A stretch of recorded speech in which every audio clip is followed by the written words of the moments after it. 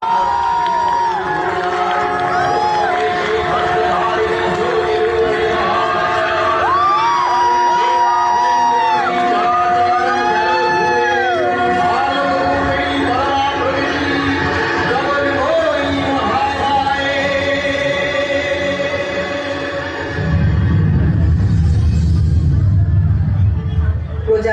দক্ষ,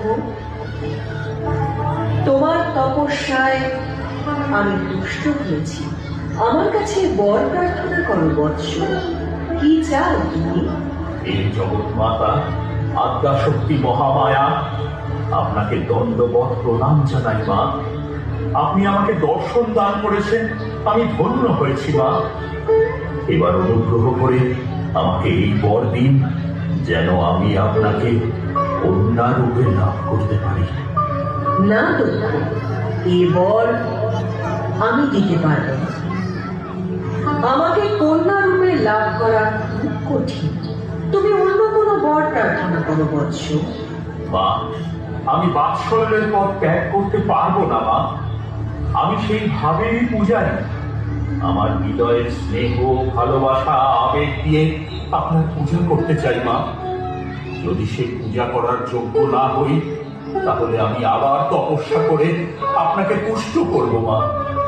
কিন্তু এই বর ছাড়া আর অন্য কোনো কামনা আমার নেই মা। না দক্ষ, তোমাকে আর তপস্যা করতে হবে না। তুমি যা চাইছো তাই হবে। তোমার কন্যা হয়ে আমি জন্মগ্রহণ করব, কিন্তু আমার একটা শর্ত আছে। বলুন মা, আপনি যা বলবেন তা আমি মাথা পেতে নেব। আদেশ করুন মা। যদি কখনো আমাকে অবজ্ঞা বা অবহেলা করো, তাহলে সেই মুহূর্তেই আমি তোমাকে ত্যাগ করে চলে যাব, আর আমাকে ফিরে পাবে না। কথাটা মনে রেখো দুঃখ। তাই হবে মা, তাই হবে। আপনার ইচ্ছাই পূর্ণ হবে। কিন্তু আমি আপনাকে আজীবন হৃদয় মন্দিরে বসিয়ে রাখবো মা। আপনাকে অবহেলা করার সাধ্য আমার নেই। বেশ, তবে তাই হোক। মহামায়া ধরা দিলে দক্ষের গৃহে দাক্ষায়